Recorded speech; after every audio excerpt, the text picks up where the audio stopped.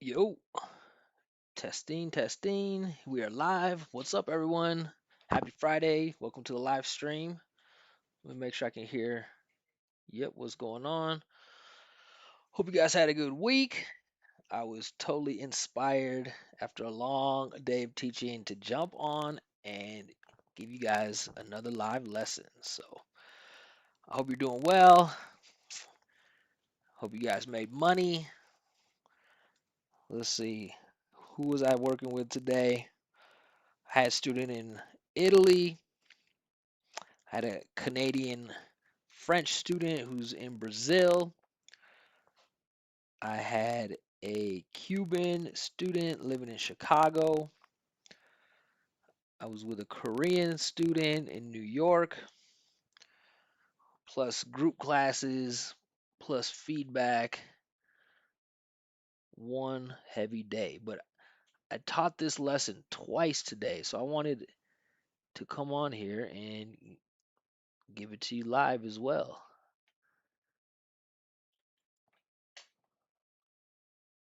What's up to everyone that's jumping in? Hit the like button on the way in. Help the algorithm out. I'm just getting started with the lives, so help your boy out here. Give me some love. Help me get some love from the algorithm. A lot of you guys have said my YouTube channel is underrated, so let's help get it rated. Drop a one in the chat if you can hear me. If the sound is okay. If it's not, let me know. Today's topic, we're going to be talking about content and function words. This is usually the first lesson that I teach people here. It's the biggest overview that you can get of how English works inside of a stress timed language. All right, so let's jump into it here. Let me set these things up real quick. Just give me a second, chat.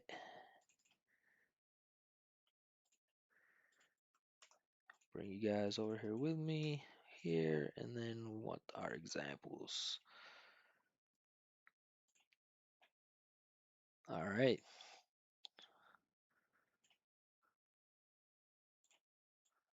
Okay, so like I said, today's topic is content versus function words. So this is probably the first thing that you want to learn if you're trying to study how native speakers use the language. So what is a content word? What is a function word? So these are the two categories that all words fall into. Every word in English falls into either a content word or a function word. There are cases where a content word can, well, let's say a function word can become a content word, or I guess a content word in some cases can become a function word. So there is some adaptability with the words, but generally we're gonna put them in the same category each time. So what does this mean? What is content word? What is function word? So content word means that it's important. Any word that gives you value or information is a content word. Details. So you want to think about things like nouns, verbs, adjectives, adverbs, right? Big, good, fast, yellow, English, barely, right? Things that tell us specific information. In English, we want these to be so obvious. We need these to stand out. Our ears are waiting for these to be obvious. Function words are not important. Function words are just grammar. So, function words, right? Things like prepositions, articles, auxiliary verbs, right? Things like in, at, to, for, the, a, yeah, and etc. So the idea here is that we don't pronounce or we don't give equal attention to all words. We give as little attention as possible to the function words, and we give as much attention as possible to the content words. So we're going to look at some examples here and show you guys just how serious we are about this contrast. All right, so I'll be dropping this link for the page in the description so you guys can come check that out later. But let's just look at the examples here. All right, here we just have pairs of function and content words. I know the spelling is not grammatically correct. It's not a spelling class. I think ChatGPT made this anyways, so I know that we don't use lowercase I for any of you grammar freaks out there. So first, let's talk about kind of review what is important to an American listener. The first thing that you have to understand that's important to the American listener is the vibration of the voice inside of the body. This is the foundation of the American accent. It's what our American ears are trained to search for, to listen to. If you listen to me right now, you can hear there's a musicality, a melody, a vibration here in my chest. If you don't have that melody and that vibration, my American ears I really have to force myself to follow your voice. If you do have this connection, this vibration, this melody inside the body, my ears easily follow along. If you want more on this here, you can check out my video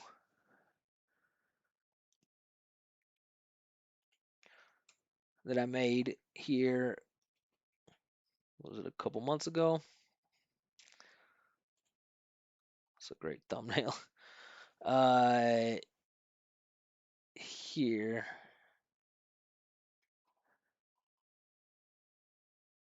where we at? Side videos.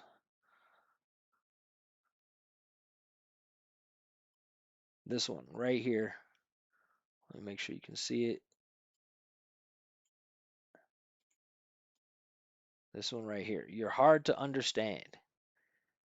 In this video, I explain how to listen for and how our ears listen for this resonance, this melody, this vibration inside of the body. So you need to be starting out with that no matter what sound, what word you're trying to pronounce. This is the first thing you need to do is bring the energy from the body, activate the voice inside of the body, and then move your voice forward and slide into whatever consonants or vowels come next.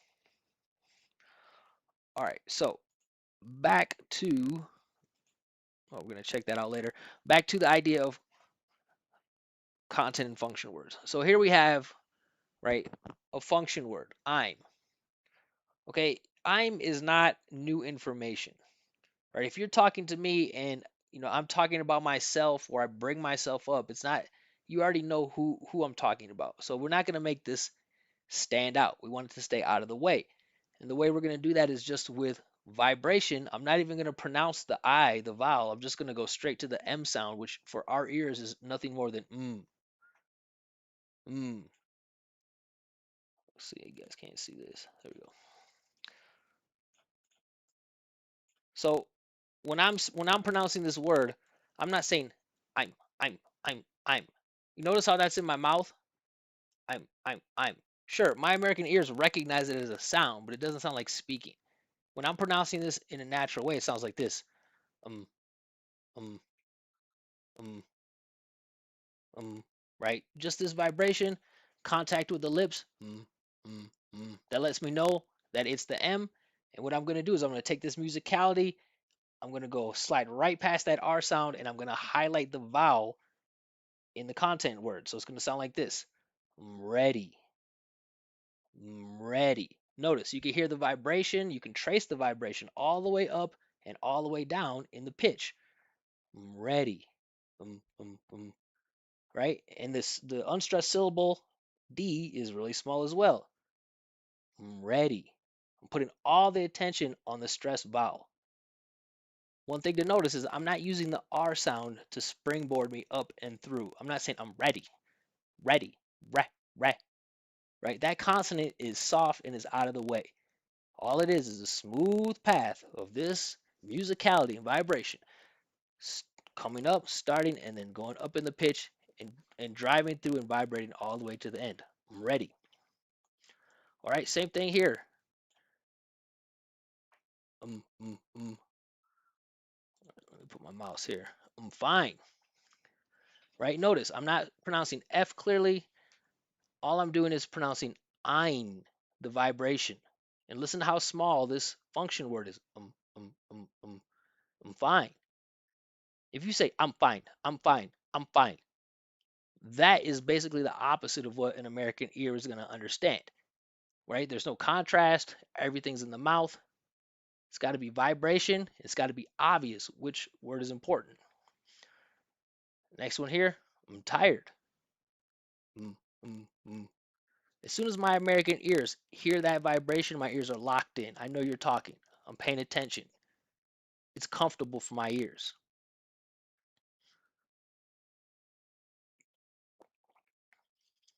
Let's take a look at number 5.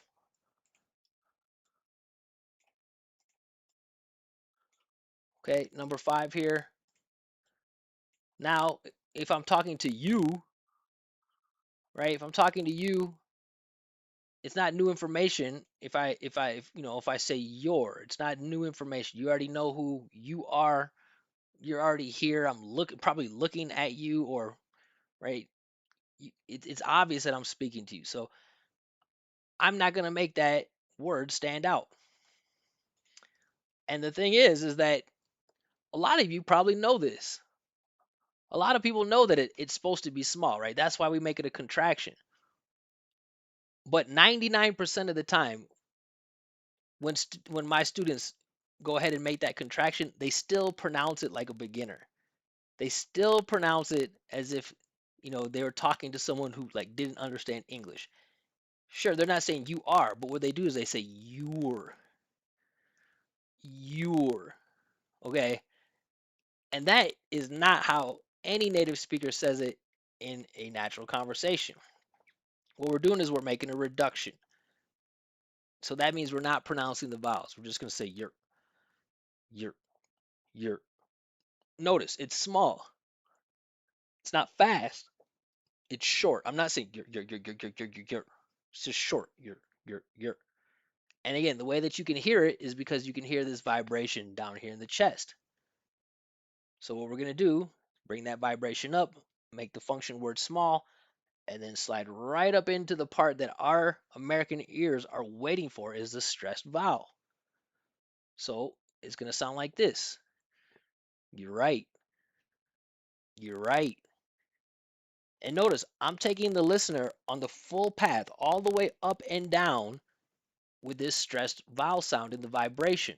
You can trace my voice all the way up and down. You're right. Like that. If it sounds in the mouth, you're right. You're right. You're right.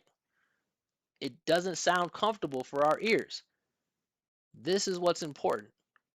So listening like a pro means listening to the sounds that, you know, the speaker or the native speaker is sending, not the sounds that your ears gravitate towards more easily.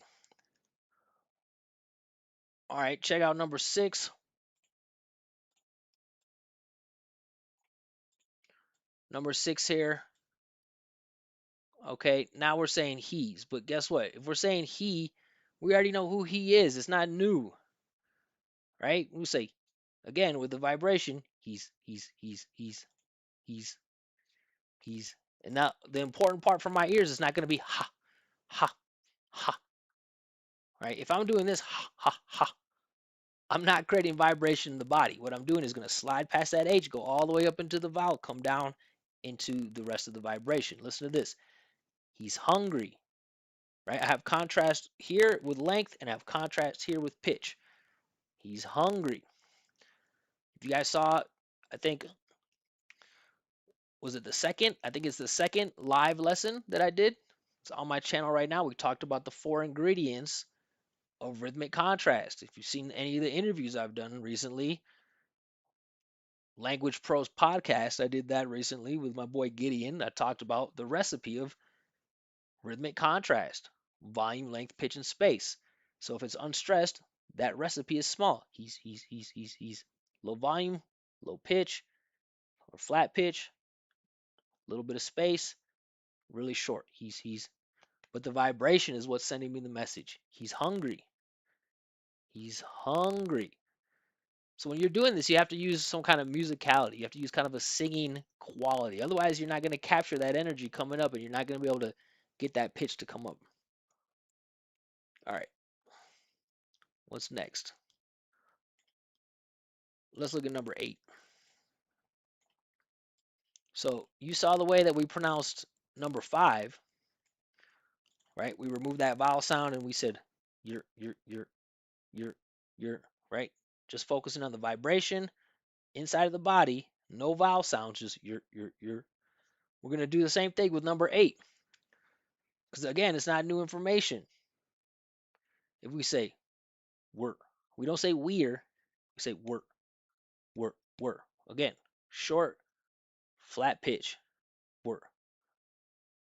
And this D sound is going to be tempting to push the energy forward with your tongue and your mouth. You're going to want to say we're done.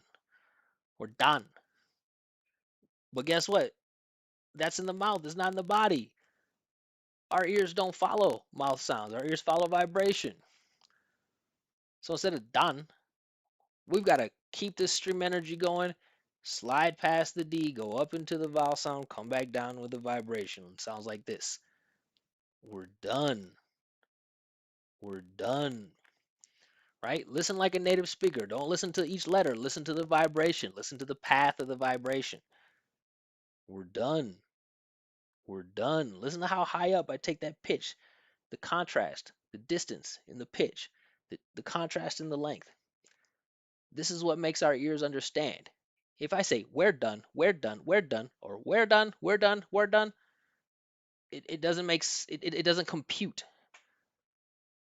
Right? We could turn we could remove the pronoun and we could turn it into a content where we could replace it with someone's name maybe, right? That would be new information. If I say, John, right? Now John needs to be big because it's new information, right? John's done or John's done, right? Depending if you want to focus that it's John and not like Susie.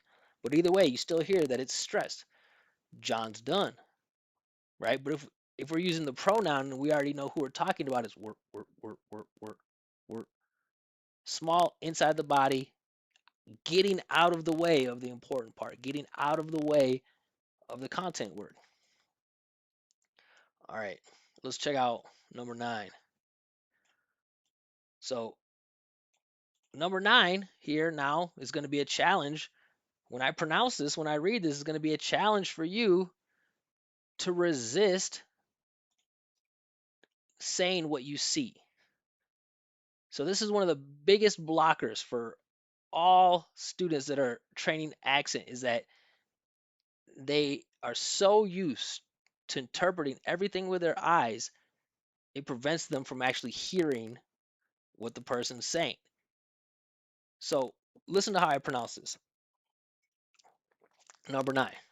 Listen to the pronoun. It's broken. It's broken. I'm not saying it's right. Almost every time I show this to a student, they stare at the word. I say it's broken. It's broken. And they repeat me. They say it's broken. It's broken. Why? Because they're trusting their eyes more than they trust their ears. And with pronunciation training, at least for English, right? I think with other languages, maybe, that are, pronounced the way that they're spelled, maybe Spanish, might be easier to look at what you're seeing and then pronounce exactly what you're seeing. But in English, that almost never happens. So just like the rest here, I'm making this really small and I'm just sliding in into the vibrating parts. Listen to the second syllable in broken, right? I'm not saying broken, broken, ken, right? We talked about that in the last live. Syllabic consonants. Listen to how I pronounce it. It's broken. It's broken. What do you hear me transmitting? If you really listen to what I'm saying, you don't hear me pronouncing the letters that you see. You hear me creating energy, melody, vibration, and a whole journey of up and down that the ear can follow and trace with the vibration and the placement. All right, this is fun, right? So this is why a lot of times when you're watching movies or listening to native speakers and you know I always hear like, oh, they speak so fast, they speak so fast. Okay, sure, some people speak fast, but speed is not a quality of American English. Length is a quality of American English. And when we're reducing these, in this case they're just pronouns, but we'll look at some other examples in a moment. And we're reducing these function words and making them so small. We're not pronouncing the whole word, and that's what most of you non-native speakers expect. You expect a native speaker to pronounce every single word the way that it's written so that you can follow along with your eyes. Well, you got to remember, how do we learn sounds? People learn sounds before, right? Unless you have some type of disability or something, right? It's a rare exception, but almost every person learns sounds way before they can read. Way before they can read.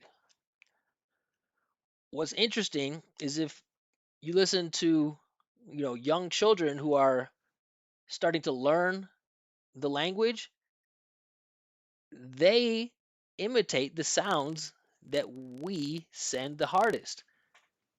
So, for example, I remember a few years ago, I have a niece, and she would say my name, but she wouldn't pronounce the J, because the J, when she heard, right, her mom or her aunt pronounce my name, they didn't highlight the J in Josh. They highlighted the vowel, Osh. So she would call me Uncle Osh, Uncle Osh, right? Because that's the part that provides value. All right, I'm getting a little bit off track here, but right, the point is that in that content word, not every single letter is the part that sends the value to the listener's ear. All right, so let's check out some examples that are not just pronouns.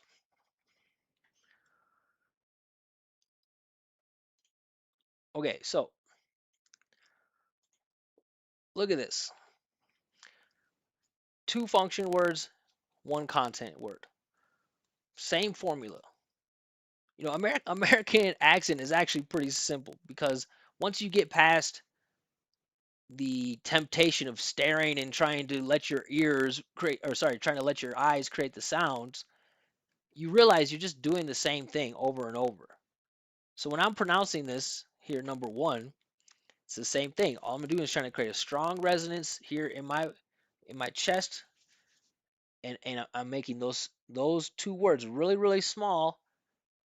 I don't, I don't, right? I'm not saying I don't, I don't, I don't, I don't, I don't, I don't. Is I don't. And you notice I'm blending them. I'm not saying one, finishing and then moving to the next one. I'm blending them. I don't, I don't. And the listener can hear your voice because of the vibration, the resonance. And if you continue that musicality into the pitch of the important vowel, it becomes crystal clear. So it sounds like this. I don't know. I don't know. I don't know.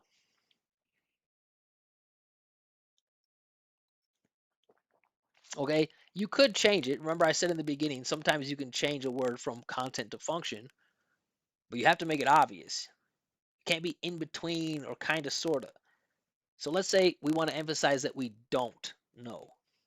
So instead of emphasizing the idea of no, we're emphasizing that we don't know. It's like, maybe someone like, yeah, yeah, come on, you should know this, right? They're trying to convince you that it's something that you do know. You could say, I don't know. You hear that? We went from I don't to I don't, right? Same vibration coming up with the pitch, highlighting the stressed vowel in don't. I don't know, or I don't, I don't, I don't know. Okay, let's just copy paste the same pattern. Look at number four. You. I'm looking at you, talking to you. I don't need to. I mean, I could say no, you, right? But that's a different feeling. It's a different meaning to the sentence. So most of the time, I'm gonna say you should, you should, you should, you should. What do you hear? Do you hear the individual letters or do you hear this resonance and vibration? That's what you should be focusing on. That's what you should be prioritizing when you're trying to send the message or when you're listening to the message. Listen, you should call all, right? And again, I'm not springboarding my way up. I'm not pushing my way through with the k. The consonant is not a valuable piece of the sound. It's the vibration, which is in the vowel. Listen, you should call, right? This all stands out way more than the ka, right? Most of the time, it's going to be so tempting for you guys to go, you should call, you should call, you should call, right? Because most people's ears love consonant sounds. Our ears do not, unless you're really exaggerating something. We don't put attention on consonant sounds. Just follow the traceability of this vibration, this melody.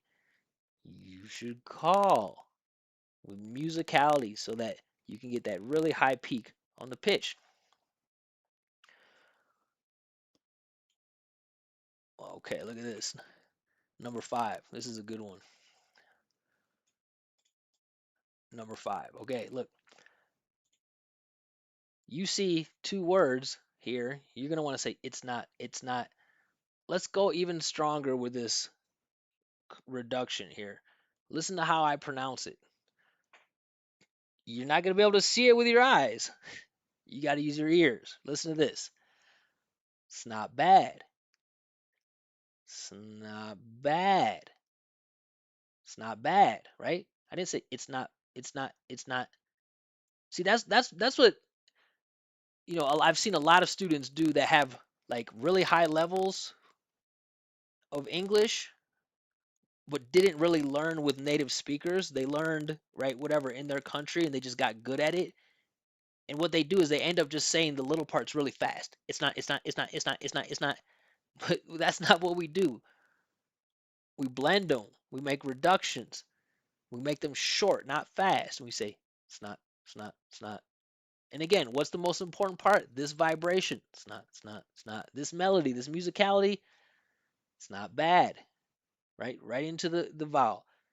Notice you barely hear the B sound. You barely hear the D sound. I'm not highlighting the consonants. I'm not saying it's not bad. It's not bad. It's not bad. It's not bad. Right? That doesn't make any sense to an American listener's ear. Right? We slide right past those consonant sounds into the stressed vibrating vowel. It's not bad. It's not bad. All right. Well, let's just finish with this one. Same format.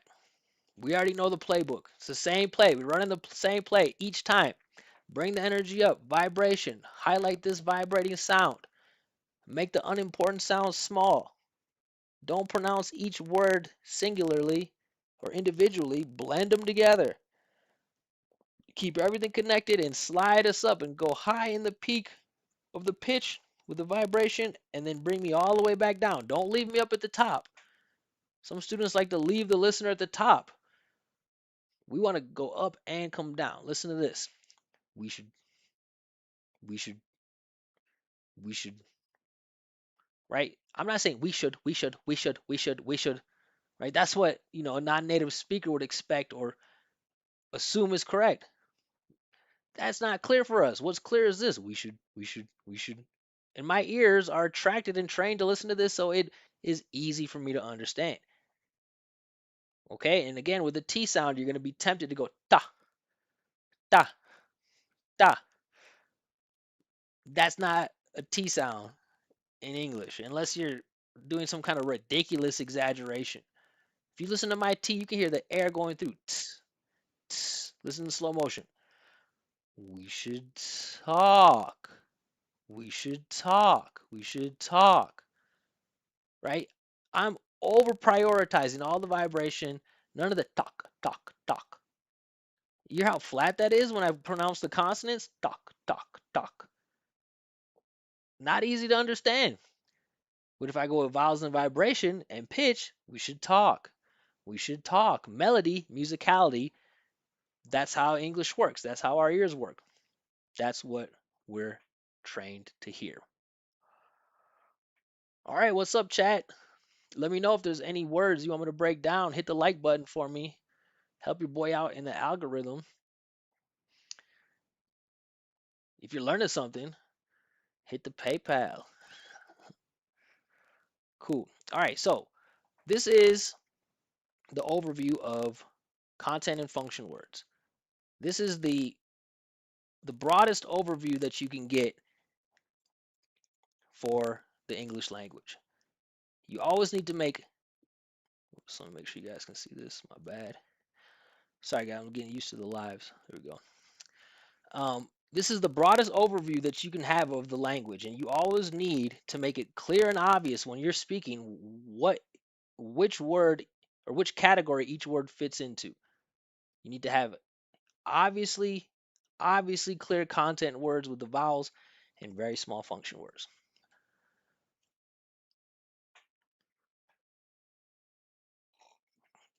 All right, so if you guys have seen my videos, you guys know that one thing that I recommended for you guys to do for English learning was instead of trying to memorize where we at? Instead of trying to memorize every word or every grammar tense,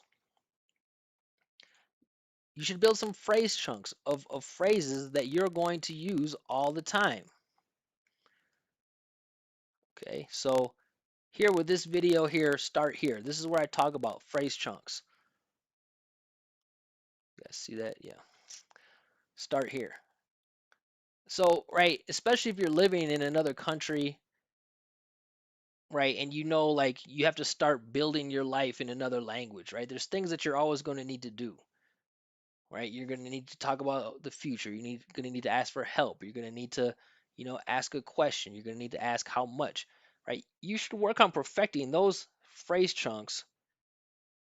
How much is, do you have a, uh, do you know if, right? Is there any? Things like that that you can just add whatever word you want to after that. But if you can get those little phrase chunks to sound really clear, really natural each time, right, and capture the listener's ear and have it hit their ears in a way that's comfortable, right? They're already starting out in a way that feels good for them, and right, even if you move to the next part of the detail and it's not perfect, you've already brought them along in the message in a way that's comfortable, and instead of hitting them with technically the right words or the right grammar in a format that they can barely understand or have to spend a lot of energy processing, you'll make your life a lot easier, and I think it will be a faster way to fluency for you. So as one of you in the chat asked for last class, if I could do some videos about those phrase chunks. So we're going to start here today in the live, and we're going to do requests. So let me just adjust this a little bit. Okay, so requests. This is something that you'll have to do every single day. And if you can get these down in a way that sounds clear and natural, right, you can start adding other pieces on top of it and start to navigate your life a little bit more easily. So just like what we just covered, in order to pronounce these ways in a way that's clear and easy for a native speaker to understand, we first have to understand like what is a content word or which ones are function words, which of these words are going to be important. So, right, well, I have videos about this and there's lots of videos about this, but this word can is usually a function word. Usually. Again, it can change to a content word, but it's usually a function word. So I'm not going to say can you, can you, can you, can you, right? I mean, you hear how much attention you're giving to these words that like I'm looking at you. The word can is not, some type of great detail of importance. It's just you're just setting up the phrase. So instead of can you, we're going to make these small, short, and most importantly, vibrating, resonating in the body. So it should sound like this.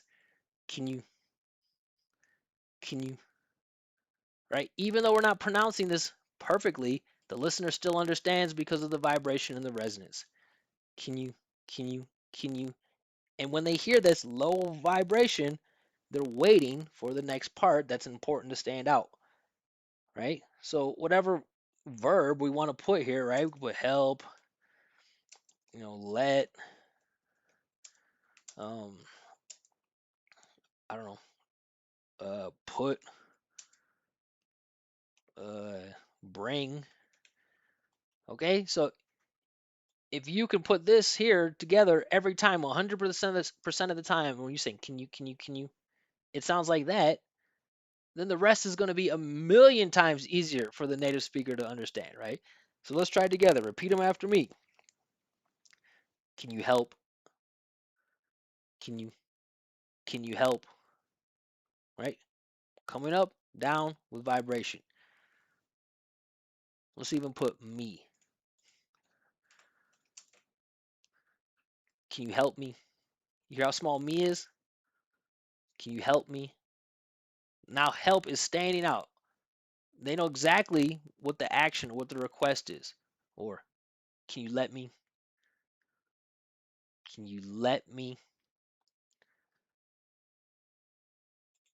Let's let's say the here.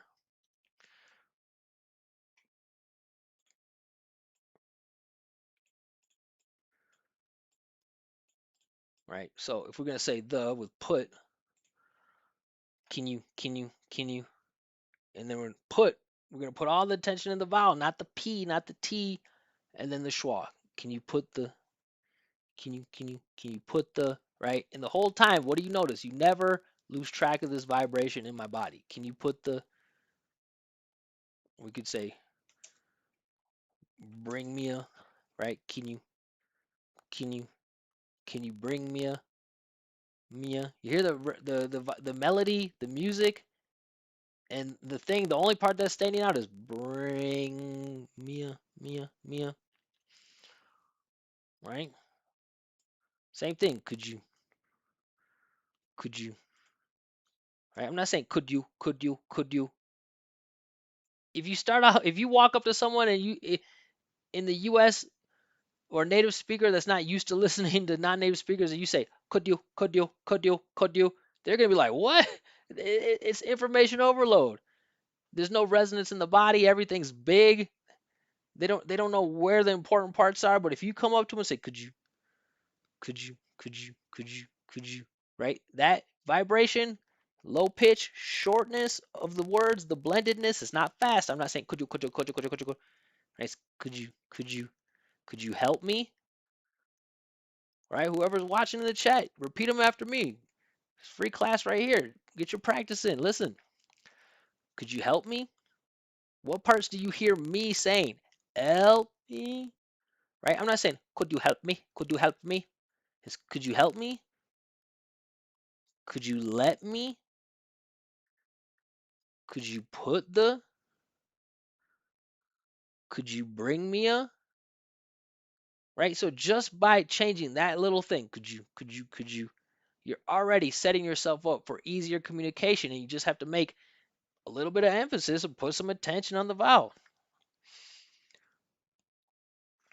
Right? Here's another variation. Same thing. Could you? Would you mind? Maybe a little bit more polite if you want to be more polite. Just change the verb to ing now, but use the same playbook.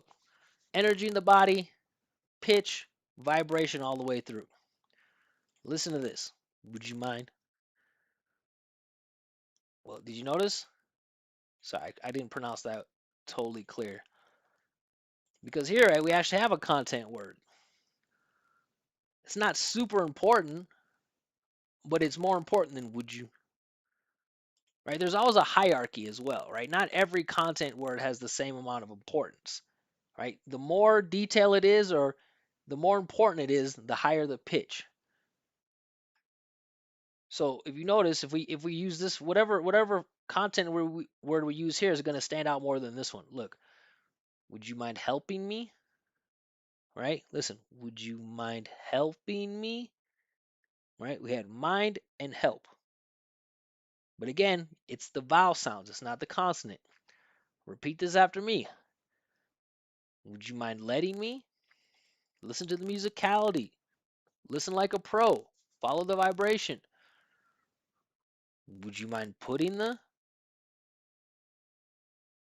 Would you mind bringing me a? So if you could memorize, not memorize, but perfect and build muscle memory on how to pronounce this, would you mind? Would you mind? Would you mind? Every single time that way, you can start adding other bits and pieces around. Listen to this one. This is a good one because the way that you see this here written, there's going to be a sound here that I'm not pronouncing because of the way I'm connecting the sounds. So we got one content word here. It's not the most important content word in the world, but it is more important than I or you or to. So listen to this. I need you to, I need you to listen closely. It's not what's written. Absorb the sounds. I need you to. You hear that? Judah, Judah, Judah, Judah, Judah, right? Not you to, or need you to, or need you to. I need you to. I need you to. With the vibration, the resonance here. If you start out whatever the request is, if you're talking to a native speaker, if you started out like that every time, focusing on vibration, a little bit of pitch and need, and keeping the other parts small, it's going to be so much easier for them to hear the next part, right? Let's try it. Repeat after me. I need you to help me. I need you to let me. You see how much attention I gave in help and let in the vowels? I need you to put the. I need you to bring me a. Mia, Mia, Mia. Right? If I say, I need you to bring me a. I need you to bring me a. That is a challenge that most people don't want to take on for more than a really short amount of time.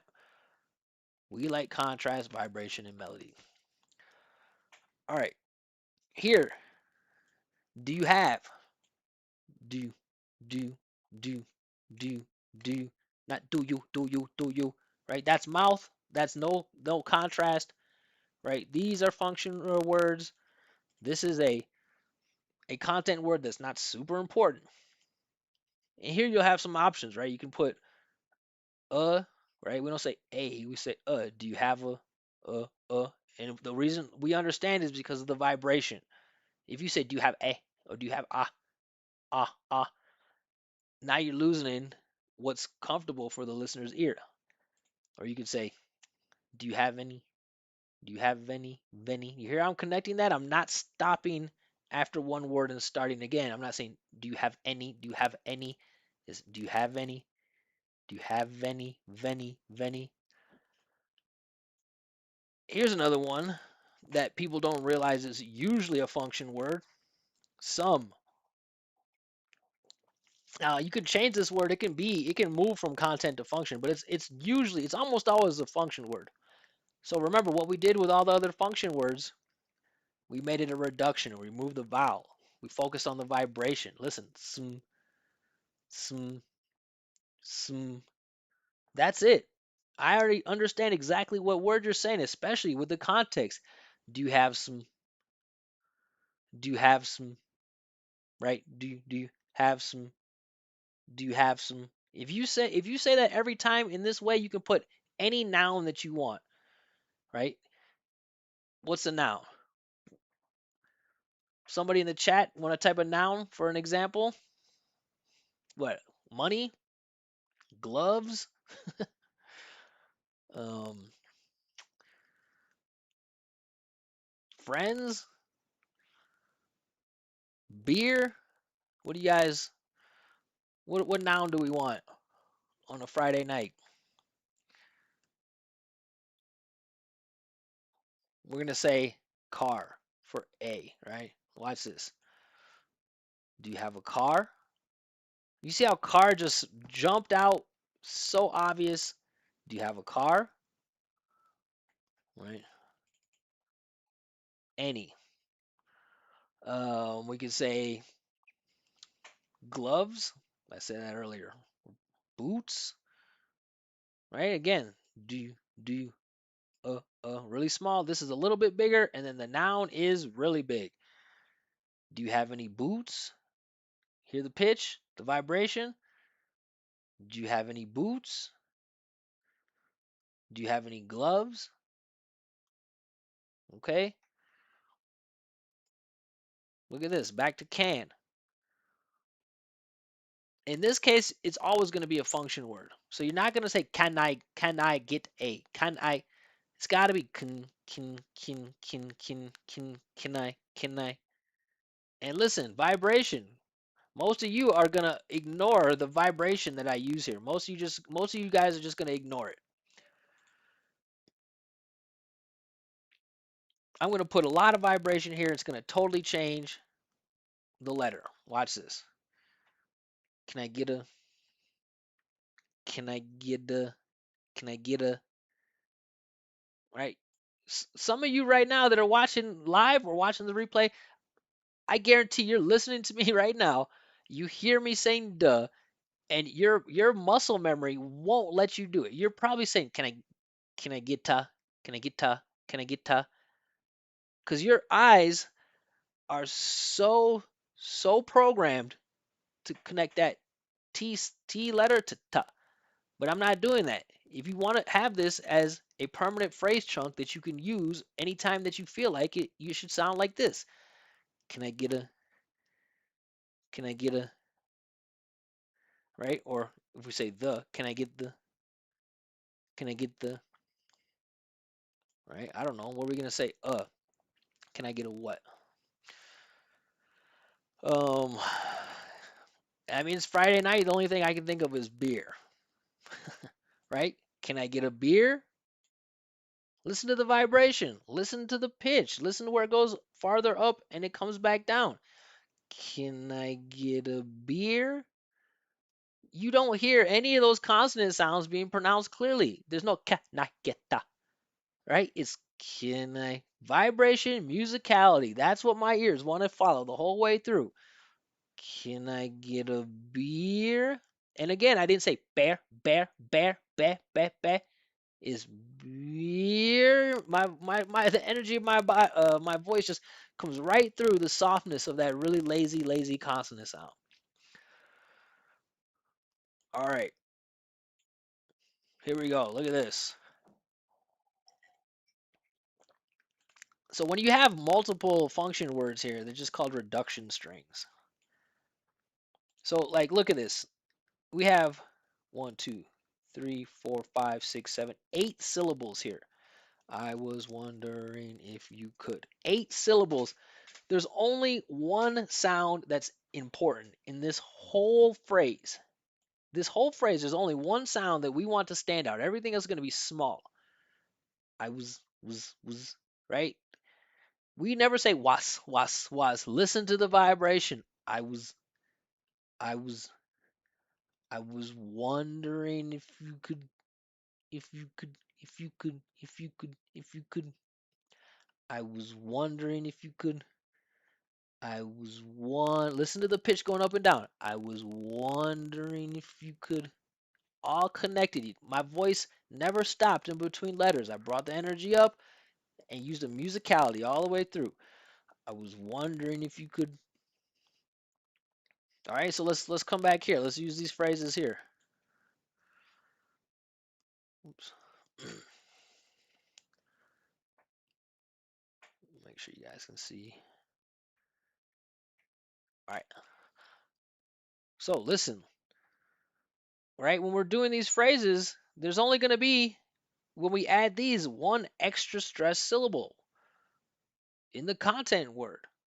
So that means we're going to keep everything low, and there's only two sounds that are going to go up in the pitch with vibration and musicality. Listen to this. Repeat them after me. I was wondering if you could help me. Hear that? I was wondering if you could help me. Slow it down.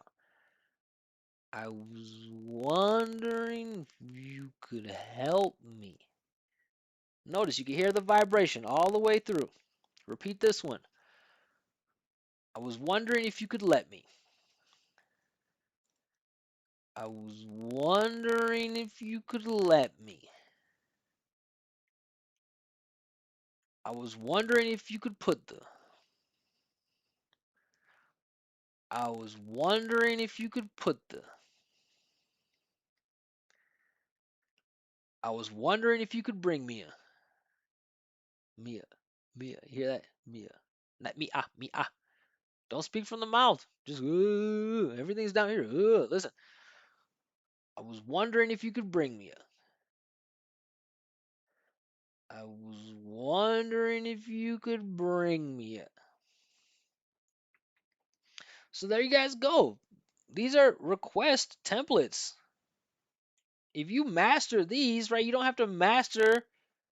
I mean, it's just such a more effective way to approach it, right? You're breaking it down to one, two, three, four, five, six, seven phrases, right, that you probably already know, but now you can focus on, fine tuning the sounds, the pronunciation, the delivery, so that you can do it in a way that's going to be effective and just help you with get what you want.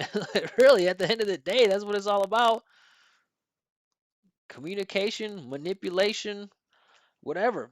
This is how you manipulate an American's ear so that they pay attention to you, and they can't even help it. Sometimes I wish I could go back. Sometimes I wish I could go back to my early days of learning Spanish, my early days of living in Colombia when I didn't I hardly understood anything, right? Especially in like, some really popular tourist place, or, some place where, someone might be trying to, you know, get something from you, or, interact with you, and you don't really want to have that interaction with them. Yeah, they notice you calling you, they're saying stuff, but because my ears didn't know how to absorb Spanish in the way like a native speaker, it was just easy for me to keep going. I mean, I just heard noises and it's like, all right, he's talking to me, talking to someone. I have no idea what he's saying. I mean, obviously I knew some words, but I didn't know how to listen to them the way that people actually used them. So I would just go about my day, right? Whatever happens, happens, and living in my own world. Now that I've tuned my ear to how Spanish sounds, I hear everything, every single thing. People talking under their breath, people talking to me from over there. People are offering me this and asking me for that. Not that it happens all the time. I'm just saying when it does, my ears, because my ears are trained to hear, I cannot resist listening. And, you know, it's it's a gift and a curse. I mean, obviously, when you're learning the language, you want to learn how to listen, but you don't realize how much kind of like freedom you have when you don't understand the sounds. So if you're at that point, appreciate it now as you're practicing. But this is how you practice. This is how you hear American English. All right, it's 8:37. Wanted to do a accent analysis. We can do one. This one I've been wanting to do for a while. This guy's in the news a lot. It's a little bit political, but accent analysis is not. Well, it's controversial in the English teaching world, but accent analysis in general for people who are trying to learn American pronunciation is not controversial. But I've been wanting to do an analysis on this guy for a while. He's been in the news, and I mean, his English is really good, but he does use English more like his native language. So let's just do it. Let's do it. What's up to the chat? If you guys coming in, hit a like for me. Give me some love in the algorithm. Boost me up. All right. So this is our accent analysis for today. This is our boy Volodymyr Zelenskyy, right? Leader of Ukraine. Slava Ukraini. And we're going to just come in here. There's no specific target or goal, but I just want to do a quick little review on some things that I pick up that make him sound either less clear or are distracting, right? Because that's one thing about accents, right? I don't think that, anybody has to learn how to change their accent or has to speak with an American accent. But the reason why people do is because they want their communication to be more effective. So sometimes if your accent is strong or right it's causing you to pronounce something in a way that's really different, it can be distracting from your message. Right? It can take away the value of what you're saying from the listener, and they start to focus on what you're saying instead of how you're saying it. So, I think that that's probably what we're going to see mostly with him. So, without further ado, let's jump into the live reaction to the Volodymyr Zelenskyy, and this is recent. It's 2 months ago. So let's check it out. Oh, hold on, can you guys hear this? I don't think so. Let me unmute that. All right. Recently that the Russians is this a signal that we pretend that opinion. I know that my colleagues from the United States All right, right here, no contrast. I know that my colleagues. I know that my colleagues, right? Everything is the same length. Everything has just a little bit of pitch, right? Everything, is just so similar. Listen again. I know that my colleagues. I'm sharing just my opinion. I know that my colleagues from I know that my colleagues, or I know that. You hear the difference? I know that, right? I is a function word. Know is a content word. That is a function word. I know that my colleagues, leagues, right? So we had no and we had ka as the two important syllables that stood out. I know that my colleagues, instead of I know that my colleagues, I know that my colleagues, right? So just by knowing which is a content word, which is a function word, you can start to deliver the sounds in a way that's way more familiar to an American listener. he played this game that he wants negotiation, and I Okay. Listen to this word, negotiation. I've noticed him say this before. still sure that Sorry, back it up, back it up. Listen how he says negotiation. There is it all comes out as unstressed. Listen to this. he wants negotiation. Negotiation, negotiation, negotiation. So if you've seen my lesson on rhythmic contrast, you know there's four ingredients, and I think maybe he has 2 out of 4, right? Maybe he's got a little bit more volume and just a little bit of pitch, and maybe he's got some length too. He played this game that he wants negotiation. Eh, negotiation. What's really missing is the openness, the projection, right? He's like negotiation, negotiation. That stressed vowel sound is it's always muffled. We want it to be clear. So instead of negotiation, I would say negotiate. Look at this. Look at this. Negotiation. Look how bright and big I make that. He says negotiation. I say negotiation. Negotiation. Right? That's not an exaggeration at all. That's how my natural pronunciation is because we want to highlight those stress vowel sounds. Gives him more money, and All right, here's an example of placement. So this vowel, this is in butter vowel. All right, I've got a full lesson on that here, but this is one that you could really hear placement on. So if you listen in this the word money, he's giving equal amount of attention to the M and to the. So the vowel and consonant are equally weighted, and it just creates a sound that comes from the mouth that, yeah, in the context we understand, but it does not sound clear or natural. Let's check it out. more money. Mani, mani, right? The way I say this is listen to the vowel, money, money, like that. And lateral meeting, we always support. All right, so this would be an opportunity for a flap T, and this is one that you guys could probably start doing right away. Right? We talked about flap T when it's not in the beginning of a stressed syllable, when it's not important and it's surrounded by vowel sounds. We don't stop the vibration, we just continue the vibration. That's why it turns into a D sound. Lateral meeting, we all He's just meeting, right? So he starts down here, meeting, but we'll just say meeting, right? Again, I've been saying the whole lesson, the whole live, the most important thing is the vibration for us. Meeting or meeting, meeting. Trump still has some anger or resentment toward to the facts. So That was an example of not highlighting the vowel sound with vibration. Like all I heard was an F. I heard fox, fox, right? Instead of fax, fax. Hear the vibration there? That's what's missing. to the facts. To the fax. Instead of to the fax. He could probably get a little bit more openness as well if he wants to perfect the vowel. But if he just created more musicality and resonance and leaned off of the F sound, it would hit my ears in a way that sounds clearer. We are thankful to America. Or thankful to, right? Thankful to, thankful to, dot, dot, dot. Thankful to instead of thankful to.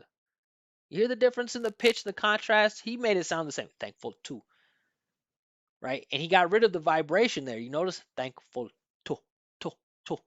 I'm going to keep my vibration down here. I'm going to make the unimportant parts really short. And I'm just going to drive up and down for that stressed vowel sound. Listen. Thankful to.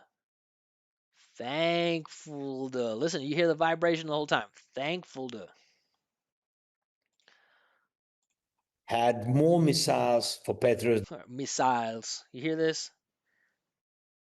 Actually, I've heard this a lot. I have many Ukrainian students, and I've heard. And unfortunately, the situation they're in, this is a word that I've heard them pronounce many times, and this is very common here when they say missiles, more missiles missiles, missiles. But this is from the last live lesson. This is a syllabic consonant. It's an unstressed syllable that has an L at the end, so the vowel disappears. So we don't say sows, we say souls, souls, missiles, missiles, like that. for Petros than we, so more than we had during all the months. All right, listen to this. Listen to the pronoun here. More than we had. More than we had. We had. You see, we just talked about how those pronouns are not content words unless you're really emphasizing it. But here, I mean, I'm not feeling that from him. Like it's not like more than we had, right? He's just saying like more than we had instead of more than we had. More than we had. We had. We where we is small and out of the way. More than we had during all the months. But when Right? So we had is the same, but we want it to be more than we had. More than we had. Like that. What's up, guys? Drop a like in the chat. Give me some love in the algorithm. Let me know if you like the analysis.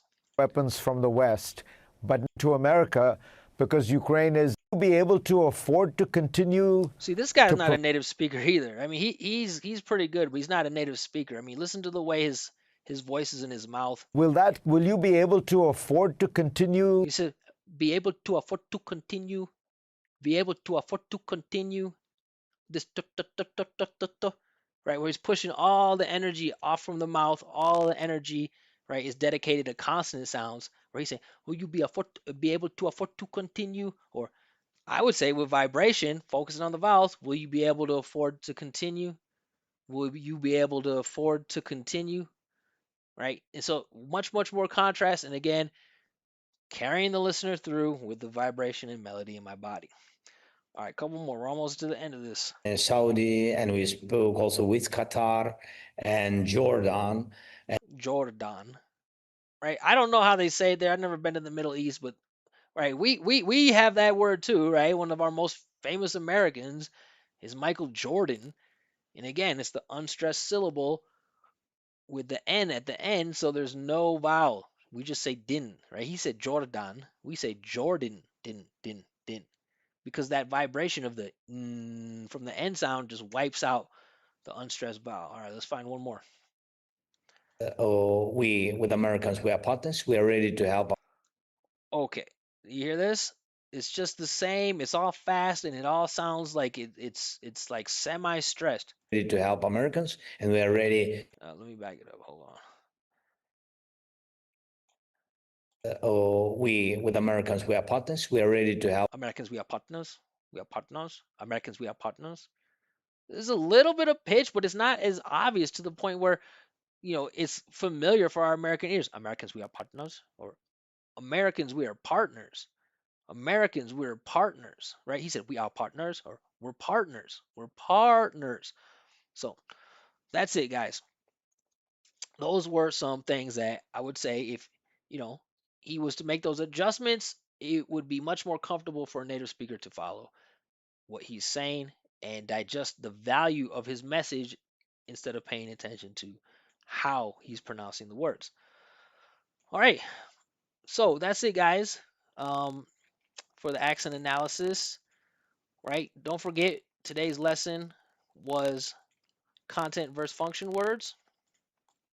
Okay, we talked about the difference between content words, function words, how to make them obviously different, why it's important. Okay, so I'm going to drop this link in the description. There's a video here with another overview of content and function words, so check that out. Okay, and also, so if you guys click on these buttons right here, they all take you to more examples on Youglish.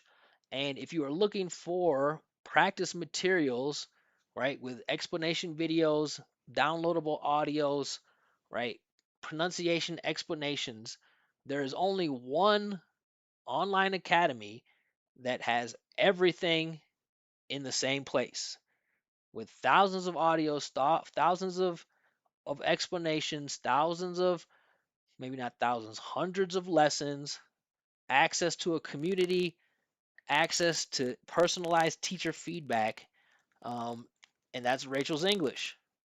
So, yes, I am one of the teachers that works with Rachel's English. And if you join her academy and use my coupon code, you can get 10% off lifetime.